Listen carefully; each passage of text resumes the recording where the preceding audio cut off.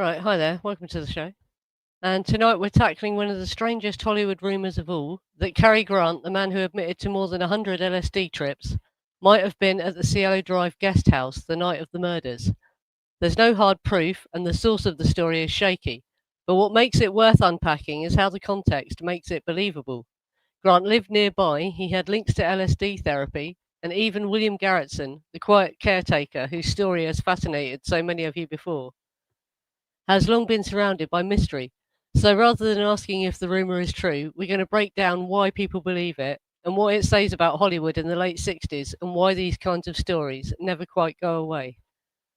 Yes, because before I did this stream, when I looked into it, it is, very complicated and interesting, the story of Cary Grant and whether it's true or not.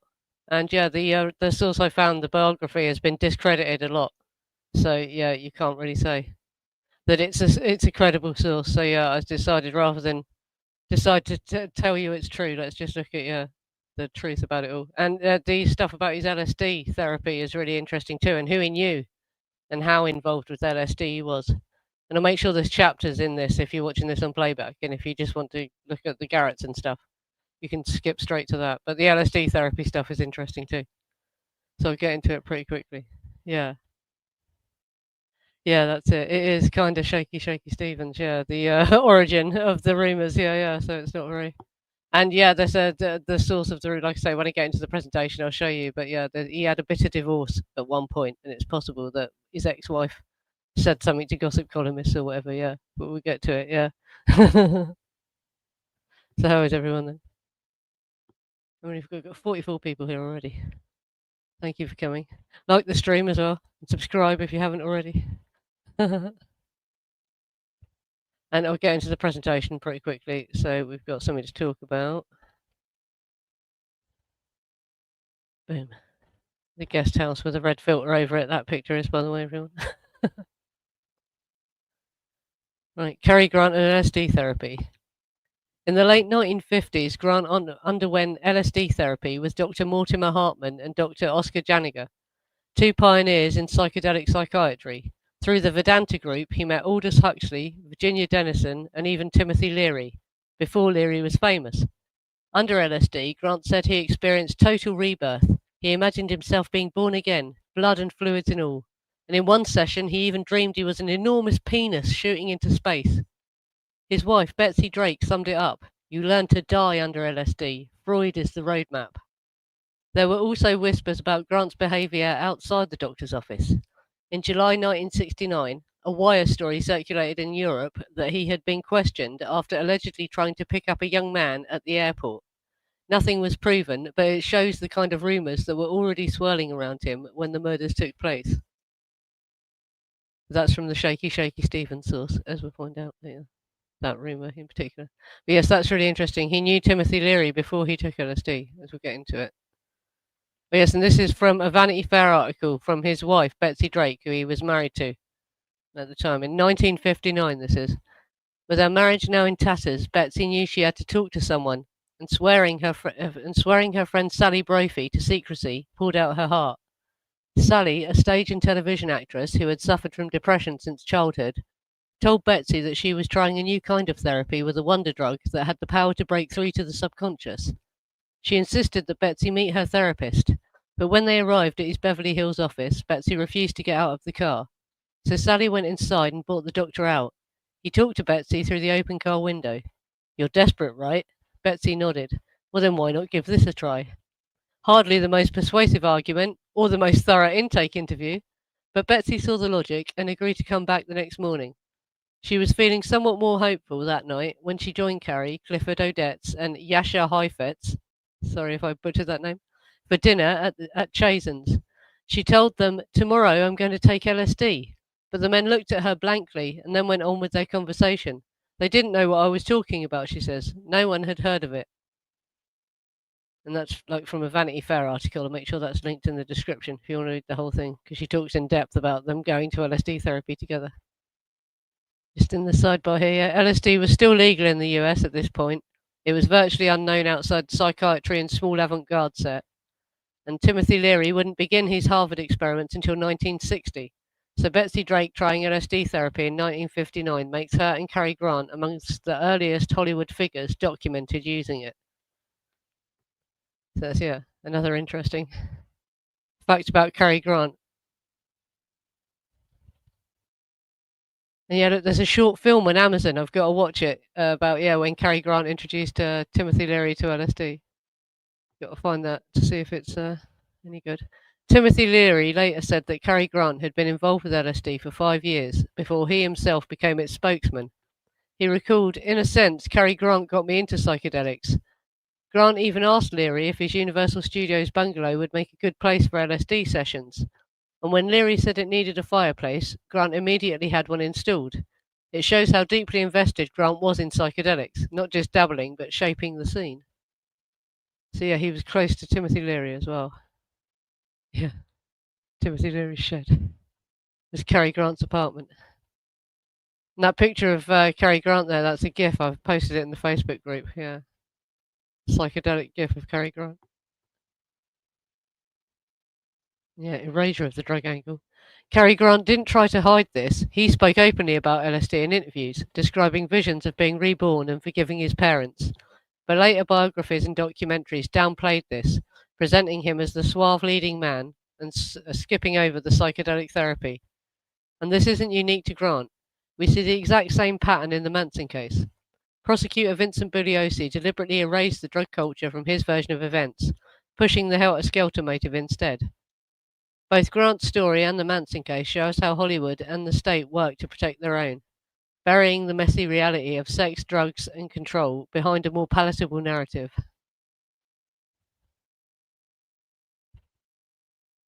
Yes, and Cary Grant, LSD, and the custody battle. In 1960, Dr. Hartman publicly confirmed Grant took part in his LSD therapy program. But by 1970 to 73, a custody case with Dyan Cannon, his wife, happened, and LSD use was raised in court as evidence of instability.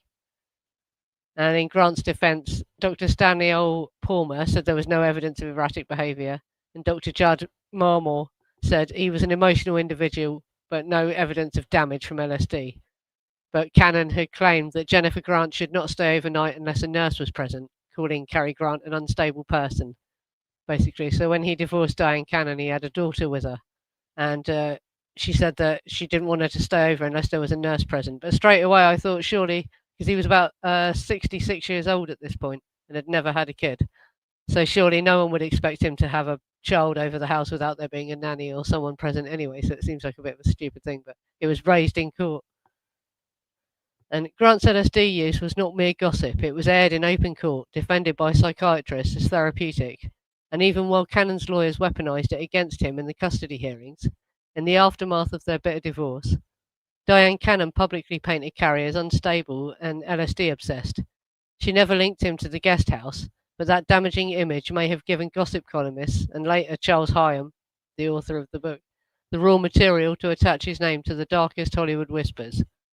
And this may explain why his LSD involvement was often played down after this during his lifetime, despite him talking openly about it earlier, to keep it from being used against him. Yeah, we'll just break for discussion for a minute there. So he was really involved with LSD, obviously. He met everyone, Aldous Huxley, Timothy Leary, and that Vedanta group are like a LSD group from the 1950s that had like an Indian guru as their leader and that. So he was really, really into the LSD scene before Timothy Leary even arrived.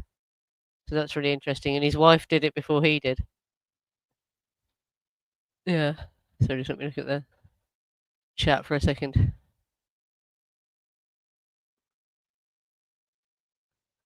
What do people say?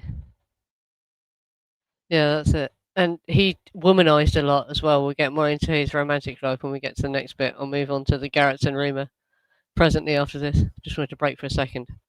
Oh, and I want to just talk for a second, about the Substack.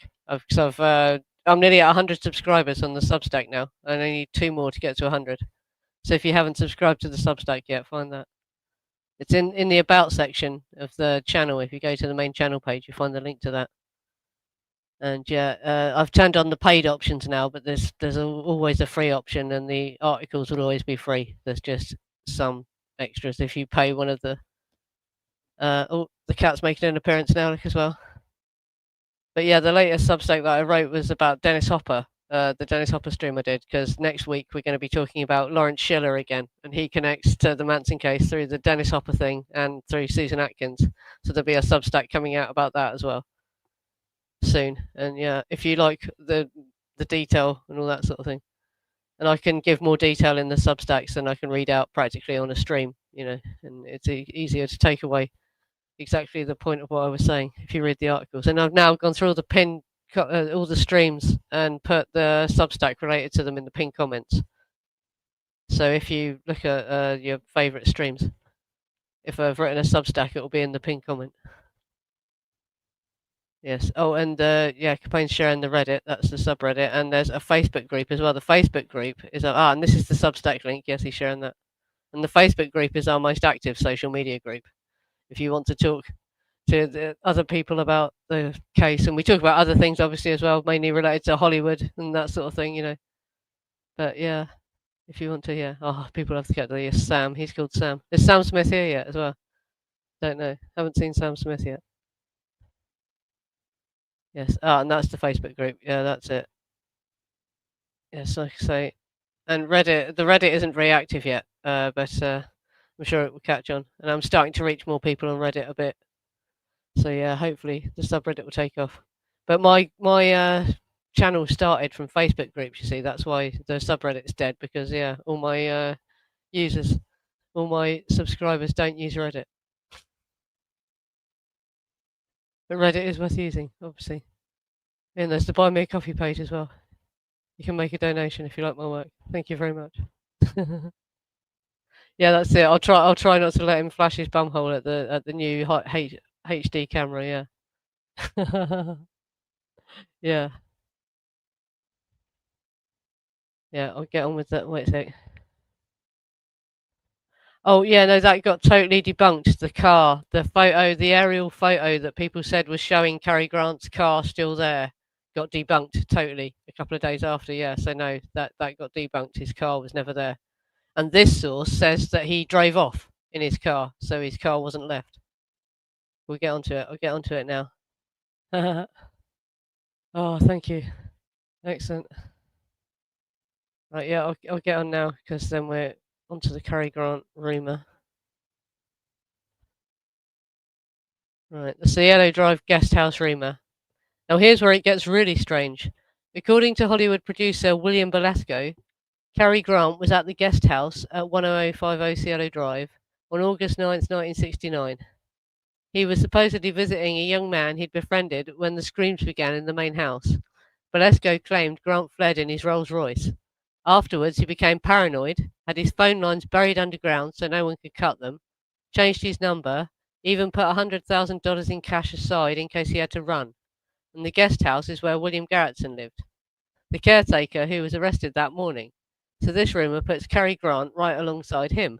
Yes, because in the book it doesn't name William Garretson, it just says he was visiting the young man at the guest house, and we know that Garretson was the one who lived there. This overlaps with theories we've discussed before on this channel. Stephen Parent, the youngest victim at Cielo, and caretaker William Garretson may have been closer than Garretson admitted. Tom O'Neill, author of Chaos, uncovered evidence that Stephen Parent was gay or bisexual and had relationships with older men. Some suspects they were part of what we've jokingly called the pool boy mafia, a kind of rent boy network that catered to Hollywood clients. If it's true that Grant was at the guest house that night, then he may have been there at the same time as Stephen Parent, and that casts Garretson's story in a whole new light. People have always had trouble believing this version of events, his version of events, the idea that he slept through the murders and knew nothing. Maybe the truth is simpler. He was protecting Hollywood and perhaps was even paid to stay quiet.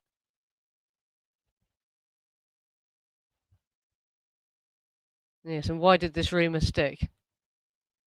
So he had freshly divorced, split from Dyan Cannon in 1968, and was bitter, and it was a bitter and public divorce. There was a custody battle, LSD therapy dragged into court, defended as treatment, but also used against him. But that didn't actually happen until 1970. It wasn't happening yet. Emotional strain. He was 65 years old, anxious about aging, jealous and unsettled in love. And psychedelic fallout. still reflecting on the intense LSD sessions, ego death, and disturbing visions he'd had. Lonely and vulnerable, no steady partner documented in mid 1969.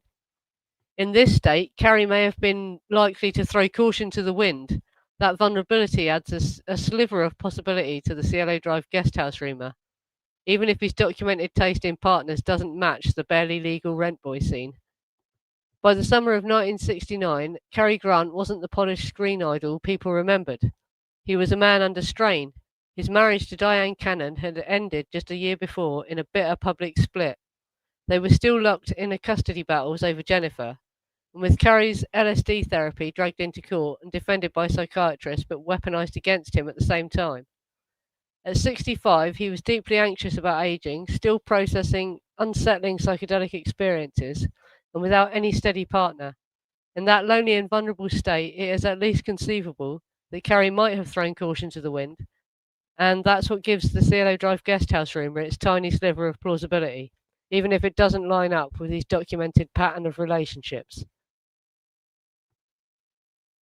Yes, and we've got to read this disclaimer on the source of this Cielo Drive rumour.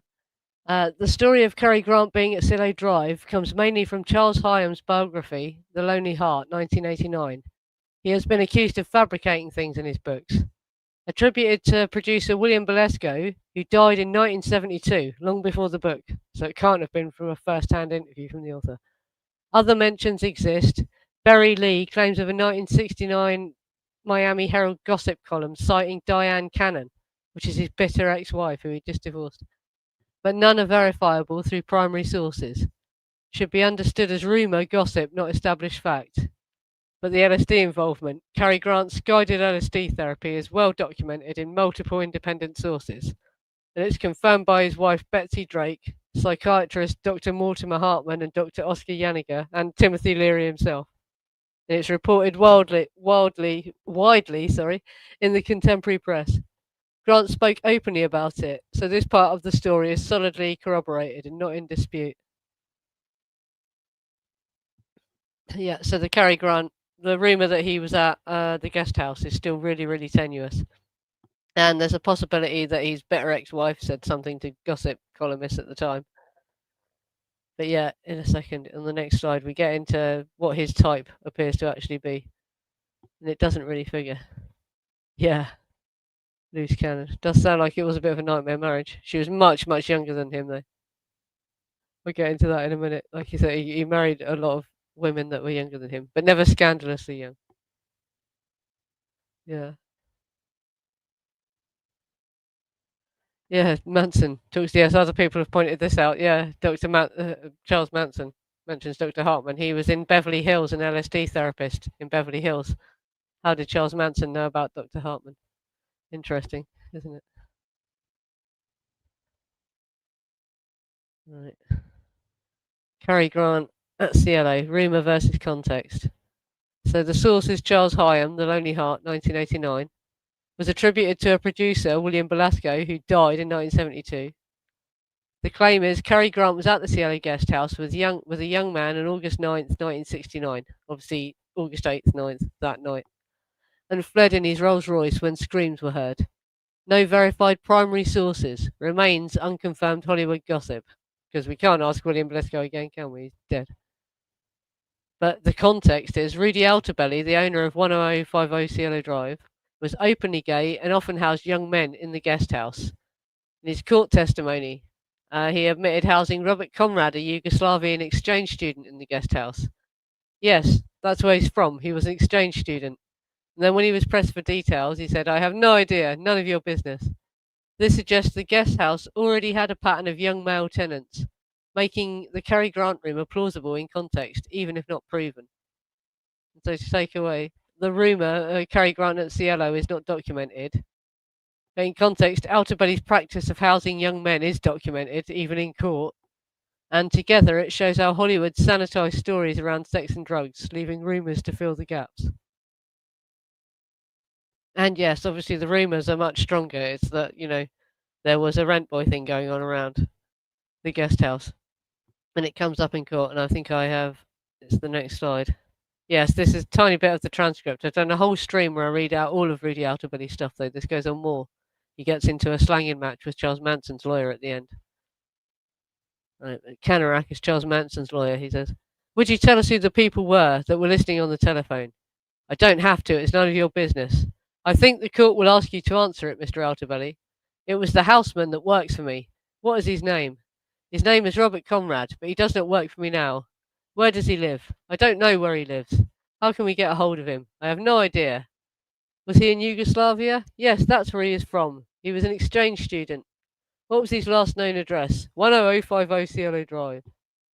So Altobelli directly acknowledges housing Robert Conrad, an exchange student from Yugoslavia, in the guest house. He stonewalls on basic details like where Conrad lived before, where he went to school, or how to find him. The evasiveness makes it appear he was nervous about scrutiny of who exactly was being installed there. And he goes, "Who was Robert Conrad?" "A young man, an exchange student from Yugoslavia." "His last address was 10050 Cielo Drive." "That is correct." "Where did he live before then?" "I have no idea." "Where did he go to school?" "I have no idea, but he was an exchange student, apparently." "You knew him?" "People that came to who knew him?" "People that came to my house." "Name those people." "I think that's none of your business, Mr. Canarak." So Altobelli installed a young European student in the Cielo guest house. He was evasively vague about the student's background, and he resisted naming other men who visited or knew the tenant. So yeah, it looks very, very sinister. And obviously Garrettson was a young man who was there at the time of the murders. But it's always young men that live in this guest house. It just looks very sus, doesn't it? And the rumor is that it was like a rent boy thing going on. He always had them in the guest house. Yes, now we get into the real rumors about Cary Grant's actual bisexuality. He's documented sexual fluidity. Randolph Scott and he lived together for 12 plus years, and witnesses recall them holding hands in later life. Ori Kelly's memoir suggests early romance. Scotty Bowers claimed to arrange male encounters for Grant, and Bill Royce said Grant described himself as gay in youth, bisexual in early adulthood, and Betsy Drake admitted maybe he was bisexual. "He lived 43 years before me." And the guest house rumor is unconfirmed, but it cites the producer William Bolesco. The story is Cary Grant was at the Cielo guest house with a young man and fled when screams were heard, but there's no verified primary source, only recycled in gossip and blogs. And the context of the Cielo guest house. Rudi Altobelli was openly gay. Court testimony and accounts suggest he often installed young men in the guest house. Shows the property was part of Hollywood's sexual and social networks, and makes it plausible, though still unproven, that men like Cary could have hooked up there. And why does it matter? Because bisexuality, supported by multiple independent sources, and the guest house rumor is not proven but not implausible, given Cielo's known dynamics. And together they highlight how Hollywood sanitized sexuality and drugs in its official history. There's a publicity shot of Cary and Randolph, commissioned by Paramount circa the mid 1930s, portraying them as inseparable, illegible bachelors. So that's how old Cary Grant is. Look, he was a young actor in the 1930s. He was 65 by 1969. Yes, and these are the bachelors together photographs, right? These bachelors together images with Grant and Scott by the pool, sharing close quarters, lounging at home, carry a clear subject framed by the studio machine as charming depictions of a single man's life. The pictures portray a different intimacy, a coded bond between two adults in the 1930s, with homosexuality a career ending taboo. Such images provided a public facing narrative of companionship while hiding something far more affectionate. Yet, even with that hidden layer, this is worlds apart from a scene involving barely legal rent boys. It's a relationship of peers, coded and cautious, not one rooted in exploitation or secrecy. So yes, because look at these pictures, and there was loads of these, because they lived together for 12 years in a house, and look at that the picture of them in silhouette. Look at that. There's nothing gay about that, or is there? And they made out they were bachelors, but yeah, but people said they saw them holding hands and all stuff like that. Yeah, so all looks very But they just wouldn't. They just framed it as them being bachelors. But yeah, there's hundreds of these pictures. I just found the most suggestive looking one. It does. It looks like a honeymoon, doesn't it? And they lived together like this for 12 years. These two guys. But and also, I wanted to show you him to show you his type. You know, it's men his own age. He wasn't the type who was into the barely legal stuff that was going on at the guest house. If he was into men, it was men his own age. You know. Oh, sorry, the cat just hit the mic. Right. So his real type versus the guest house rumours. And these pictures of his wife. There's Randolph Scott, the man in the corner. If he had a type for men, that's him. And yeah, that's the biggest age gap. Barbara Harris there, 47 years between them. He was 77 and she was 30 when they married. And Dyan Cannon is 33 years younger than him. And she's the one who called him unstable and said he couldn't have their child overnight without a nanny or nurse or whatever. Yeah, on the screen there it's listed all the names of his different wives. Yeah, and someone was saying in the chat as it was starting, one of his wives was really rich and they called them Cash and Carry. I think it was his first one, the Virginia Cheryl one. Right, but Cary Grant's romantic life with women shows a consistent pattern. He favoured significantly younger partners, but always adult women in their late 20s or early 30s. On the other hand, the men he was most frequently connected to, like Randolph Scott, were of his own generation, or simply referred to as men, not young men. This stands in stark contrast to the guest house rumours that revolve around barely legal rent boys aged 18 or just above. Cary Grant and Randolph Scott lived together off and on for more than a decade, and the studios even published bachelors together photos of them. It's likely these carefully staged images were a way of masking bisexuality at a time when being openly gay could end your career overnight. But that's a completely different dynamic to the guest house rumours. Grant and Scott were adult peers and equals presented to the public as bachelors, not clients in a barely legal rent boy scene.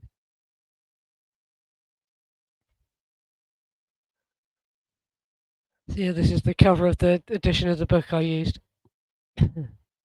So we have Cary Grant, the man who openly admitted to over 100 LSD trips, rumoured to be at the Cielo Drive guest house the night of the murders. Stephen Parent and William Garrettson appear to be possibly linked to a rent boy network. And Garrettson, whose story has never sat right with anyone, may have been pressured or even paid to stay quiet. What strengthens this rumour is the context.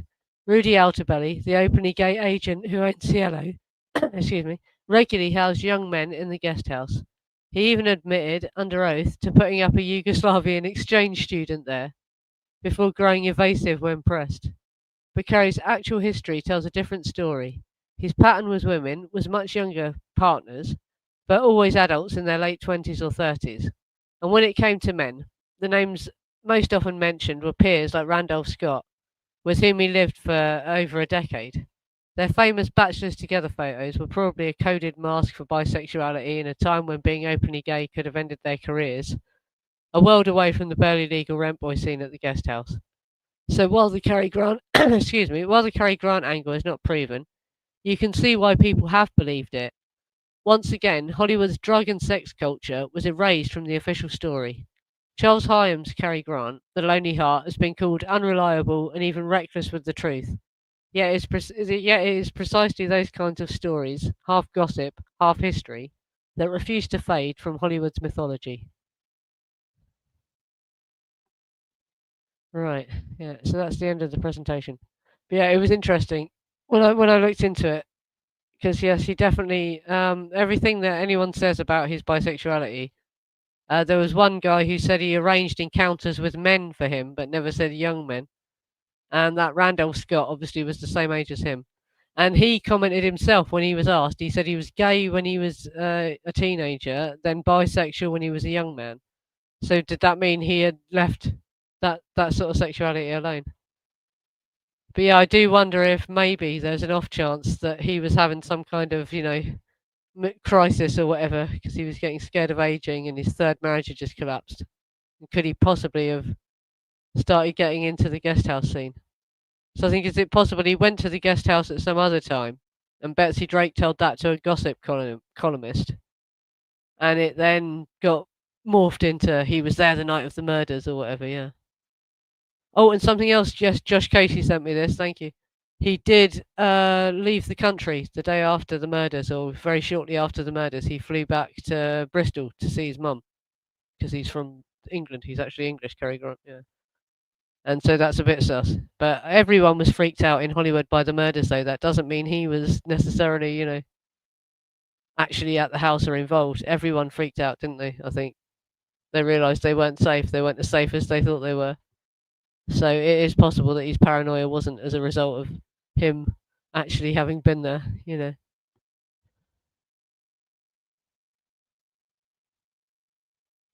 Yes, it's some gay men as they age start to appreciate youth and become very attractive to young boys, thinking it might help to keep them young too. Yeah.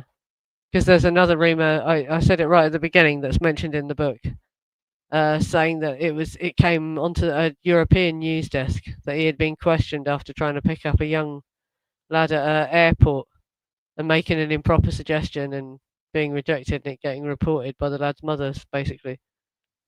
So yeah, maybe he was. I think maybe there's a chance something like that happened, but I think it got exaggerated dramatically to him actually being there on the night of the murders.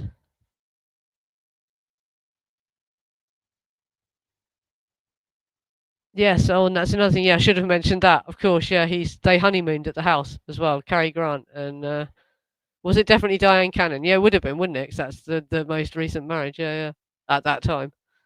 Because yeah, I showed you the list of all his wives. He had quite a few wives. Yeah, but they honeymooned at the house. That's another thing.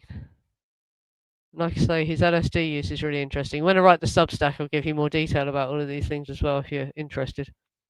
And I'll give you like the full quotes from the biographies and that, what it's saying.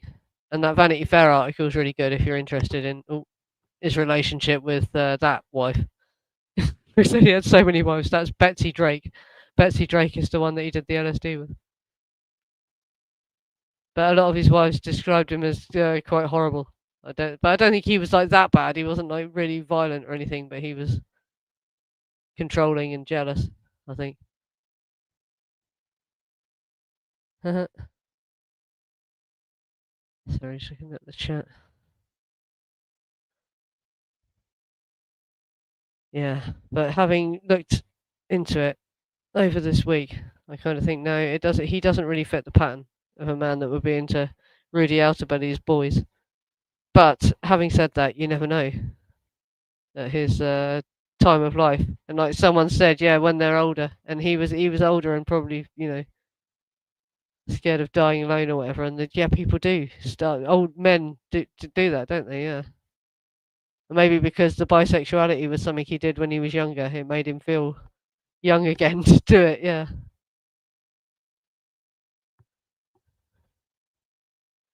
Yeah. Oh, sorry, it's gone off the screen. Hello there, Lisa. I'm trying to get that. I think they might have, yeah, Harrigan and Doyle, because yeah, I'm gonna have to write a Substack about that stream because this ties into the pool boy mafia thing. Doyle and Harrigan had a houseboy themselves when they had a house in Hollywood, and he robbed them of $5,000. This is in the homicide progress report for the Cielo Drive murders. Terence Cooksey was their houseboy, so maybe they did. Maybe they did make him work off the debt like that. Who knows? Or running drugs for them or something like that, probably, because it sounds like they imported a lot of drugs, those guys. If you listen to what I heard from April. Yeah. Yeah, 1965 he married her, so. God, who was there then? Would that have been when Samantha Egger and the other guy, who was in Hell's Angel 69, were there?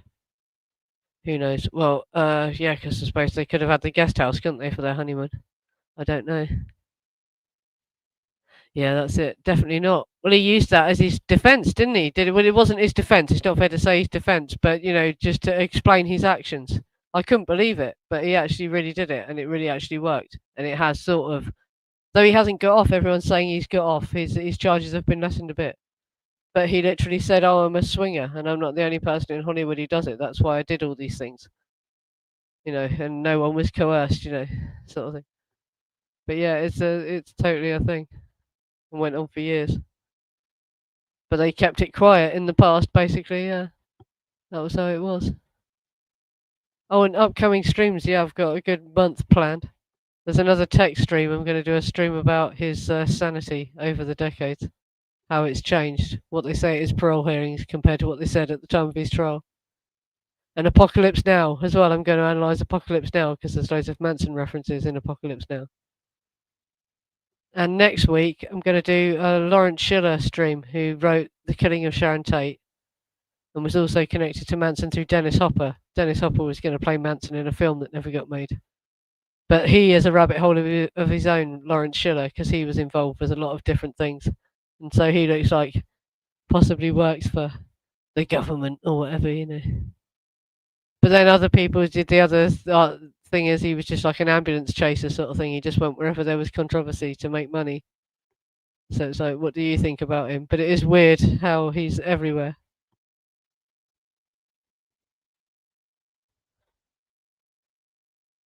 He was discovered by Mae West. He was her pool boy, yeah. Because, like I say, he came from England, didn't he? How did he even get to Hollywood? I should have watched the dramas about him. Yeah, there was recently a drama about him in the past couple of years. Yeah, well, the whole name of it, Hollywood, and everything is witchy, isn't it? It's the wood of holly and all that sort of shit. The whole thing is a ritual, and it's right on top of the San Andreas fault, isn't it? So when it goes, that everything's going to fall into it. So it is like Babylon sort of thing, messed out. Yeah.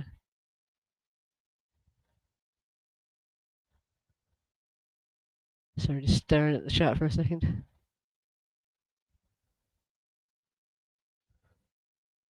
How did he get to Hollywood? Yeah, probably on a ship. Yeah. Because yeah, I don't even know. I should have looked into that aspect, shouldn't I? But yeah.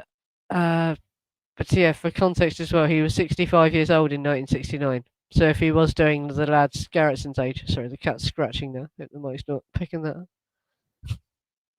Hopefully it wasn't too horrible for them. They could turn the lights down in the guest house or whatever.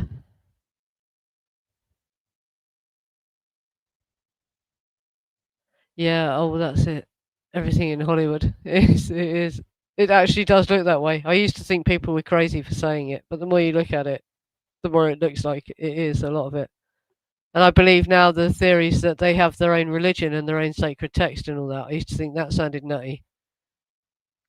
But talking about this case, they say that the religion in Hollywood, whatever the hell it is, they have like literally their own weird satanic religion. And it's Meryl Streep and Roman Polanski are the leaders of it. And Roman Polanski's exiled from Hollywood, isn't he? He can't even come back to Hollywood. But that's what the conspiracy theory says. That's totally unfounded, obviously. Just thought people would like that though. That's what the conspiracy theory is. Yeah, yeah, he's from Bristol, yeah. And he flew back from Bristol. Yeah, yeah. Bristol was a den of iniquity. But yeah, he flew back to Bristol just after the murders as well. Josh Casey sent me the newspaper article. I didn't bother to include it in the slideshow. But I've seen it. It exists. He did. And it was just framed as he was going to go and visit his mum. Nothing to do with any stress or anything, you know. But yeah, it was reported that he flew back to Bristol like 10th of August, 10th, 11th of August. Archie, yeah, that was what it was called. Because that's his real name was Archie, and he had some really boring English sounding name, didn't he? Yeah. And he did, yeah, and a very poor family. Yeah, traumatic upbringing. And it was very good. I want to find that thing on Amazon Prime, him and Timothy Leary doing acid together. Because, like I said, that was played down for many years. Though he talked about it in his lifetime. But then when Dyan Cannon tried to use it against him, I think it got played down. So, like all through the 80s and 90s when I was growing up, I didn't hear anything about that, you know. And it seems like they started talking about it again when Betsy Drake wrote her book in about 2002. And now it's accepted, yeah. But it's interesting. He used LSD before Timothy Leary, and him and his wife were some of the first people in Hollywood to do it. And he knew everyone, knew them all.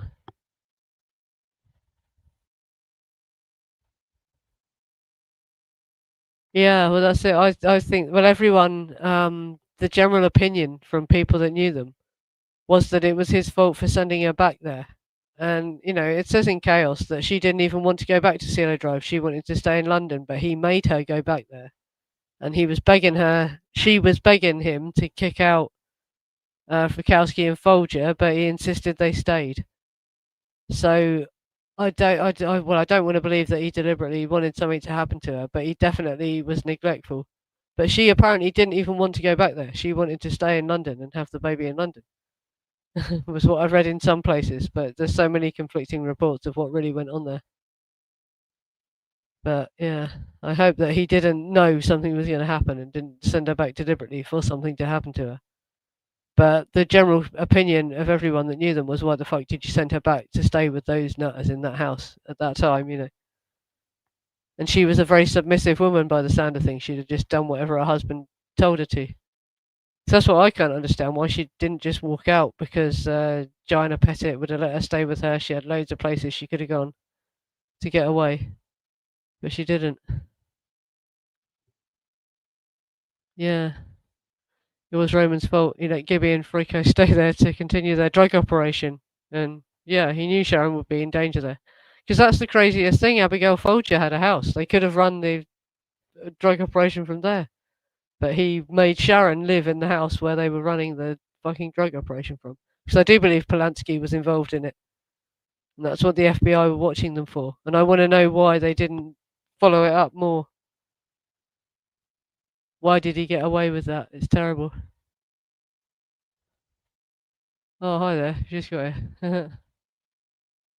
Yeah, that's it. Well, her mother loved him. And also, I didn't realise this, but for the moon landing, her parents came to Cielo Drive. Doris, Tate, and her dad came to Cielo Drive and watched the moon landing there. I saw that recently on a Facebook post. So they were that close to the house as well. Her parents actually visited Cielo Drive, and that is why, while Frykowski and Folger were there as well, wasn't it? So were they there the night? That's a crazy thought as well, isn't it? And that was the last time she saw her family. And Deborah Tate, there's an interview of Deborah Tate talking about it. The last time she saw them, she saw her was the moon landing.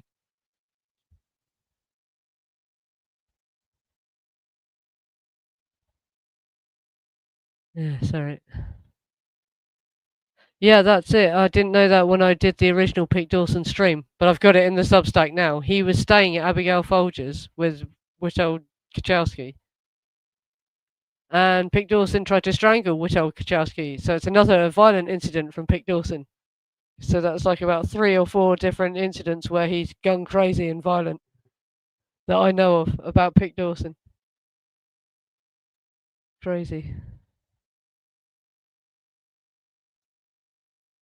But yeah, I don't understand it. No one could understand it, and I don't understand why Sharon didn't just walk out. But she was just a submissive person and wanted her marriage to work or whatever. And she loved that house apparently, didn't she? But no house is worth that, surely.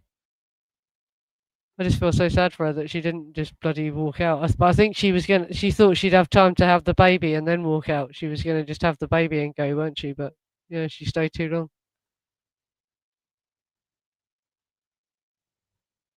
Right, how long have we been going? 47 minutes. I'll go a bit longer. Yeah, it's been good to talk about this finally, because it does warrant a stream. You can see how you can't exactly totally debunk it, because there is an outside possibility that he was, but the sources are not reliable, and it doesn't generally fit the pattern of the type of men he was into if you look at what he was into or whatever. And there was also a bitter wife who might have been spreading nasty rumours about him to stop him getting custody of their daughter. But it sounds like he wasn't even trying to get full custody. He just wanted to have joint custody. So there's a whole strange situation.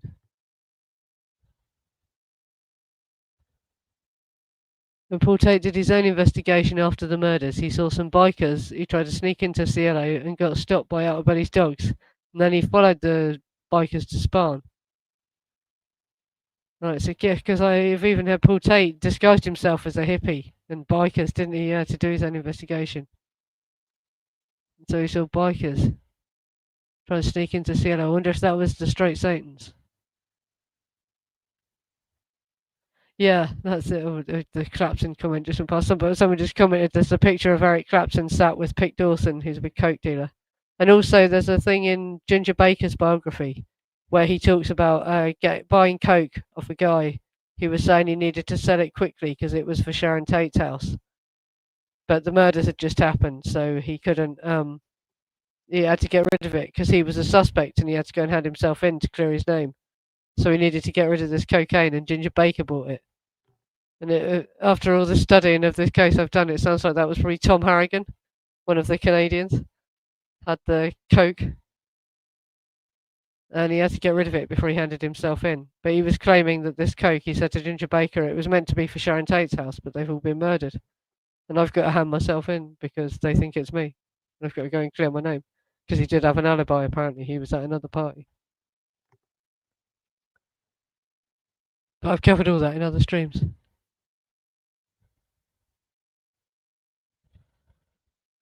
Yeah, that's it. And also, I wonder because she stayed at her because it was her house. Yeah, and I can understand why should I leave? You know, it's my house. They should be the ones that have to leave. Sort of stubbornness, and she loved it. But yeah, and she had her own. That's the thing. Folger had her own house, and it says in the police report that Abigail Folger was getting ready to move back into her house before Sharon came home. But then they got asked to stay. But she was moving her clothing back to her own house, but they got asked to stay. Again, you know, it's all just crazy. But I'm reading of hearing from Chaos because I haven't read Chaos for years. But it says in Chaos, Sharon didn't even want to leave London. She just wanted to stay in London with Roman and have the baby in London. But he made her go back to California and then just left her alone. And I believe that he was knowingly shipping drugs back to the house, so he knew exactly what was going on and didn't care. And also, what was it? The Warren Beatty biography as well said that drug dealing was going on when they lived at Patty Drake's house as well. So Roman was definitely involved in drug dealing. It didn't just come from Bukowski because he came later, didn't he?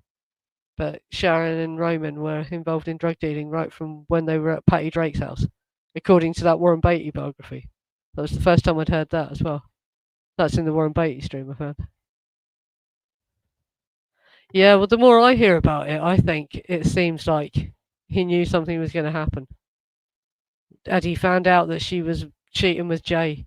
And Steve McQueen as well. Steve McQueen was apparently scared the baby might be his. I wonder. Yeah.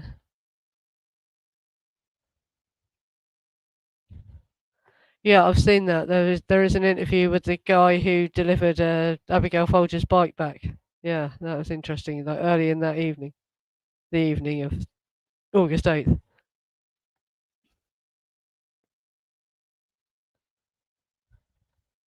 Yeah. Well, if he was into if he wanted more LSD, if he needed it for therapeutic reasons, and but he could have contacted doctors. He could have got better sources, I'm sure, than going up to Cielo. Yeah. And it doesn't sound like he used other drugs as well. He didn't go crazy on drugs. He was using LSD and therapy sessions, you know. But I didn't go into like great detail to find out, yeah, if he did drink as well or anything like that. Yeah, well, he seemed to like to film her with other guys and that, didn't he? It's horrible. And that was creepy as well. In the Warren Beatty biography, people were saying that he made her act like a little girl. And when he introduced her to one of his Polish friends, he thought she was a teenager because she was acting so young. And that's how he encouraged her to behave because that's what he liked. And wouldn't let her wear makeup. When I first heard that he told her not to wear makeup, I thought it was because he liked the natural look. But that's probably so she'd look younger, isn't it? That's the sickening thing. It made her look older if she put makeup on. Yeah. Yeah, you think he had gone for the pool boys, do you? Yeah. But yeah, there's no hard evidence that he was there as well, even. And there's the bitter ex-wife. When I heard about the bitter ex-wife as well, straight away I thought, it's probably her. It's possible that he went and partook, but I think that's morphed into a rumor that he was there on the night of the murders and all that. And even if he did act paranoid just after the murders, everyone in Hollywood did. That doesn't mean he was directly involved, does it? You know. Yeah. Gertrude's mother said he'd got in a ride in Cary Grant's car, yeah, so he knew Cary Grant. And he was accused of picking up lads at the airport, is what the biography said. But I could not find any other source that corroborated that either, so take that with a pinch of salt. But it says in this Lonely Heart that it was reported somewhere in Europe, or it went across the news desk. I don't know if it was published, but it went across the news desk that he had tried to pick up a lad at an airport and made an improper suggestion and then got questioned by the police over it. So it could be, yeah. Hard evidence. Yeah. Giant penis evidence floating through space. Yeah. Yeah, well, that amused me as well. One of his LSD visions of himself as a giant penis floating through space. If you missed the beginning of the stream, you're probably wondering what the hell I'm talking about, aren't you? Yeah. But no, when he was on LSD, one of the visions he saw, after he saw himself being reborn, he saw himself as a giant penis flying through space as well. That was one of his LSD visions.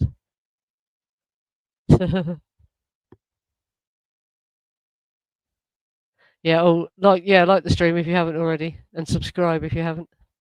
Like I say, only need 2 more people to subscribe to the Substack and about 100 subscribers.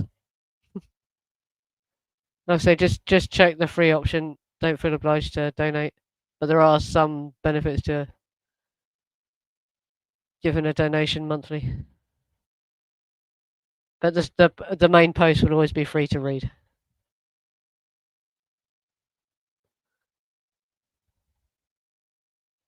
Yeah, that's it. Yeah, if you've not seen it yet, yeah, you didn't see it. Yeah, yeah, that's in the LSD therapy part of the stream. Yeah, at the beginning. That was one of the visions that he had when he first was taking LSD and saw himself being reborn. So it sounds like he was taken through the ego death, Timothy Leary type trip. Right, this has been going for nearly an hour now. And RR Underground's going to join me for the after show because he's got a YouTube channel as well, and he's done Charles Manson shows. So I'm going to share his videos in my social media and directly to his channel, and he's going to join me for the after show and probably on some future shows. So I'll have a co-presenter for the first time in friggin' years as well. So that'll be good. But yeah. Yes, so if I end this now, yeah, just give me a minute to stretch my legs and make another cup of tea or whatever. And we'll do an after show. Because this has dragged on quite long. Well, long enough. Got 101 people here though, yes, thanks for coming everyone. Like I say, make sure you're subscribed if you're not. And have liked the stream. Because it helps with the algorithm. Yeah. He must have felt like crap. Well, the way he acted suggests he didn't, though, doesn't it? Yeah, he must have felt like crap after treating her the way she did, and this happened. He didn't know what he had till it was gone. But it sounds like he didn't care. He was out shagging other women as soon as he heard what had happened, didn't he? Yeah, he was actually quite, yeah. Oh, thank you. Did you like it? Good. Yeah. Try and make it balanced. Yeah, but anyway, I'll end this now, and I'll see you next week for the Lawrence Schiller show. Or in a minute for the after show. See you in a bit.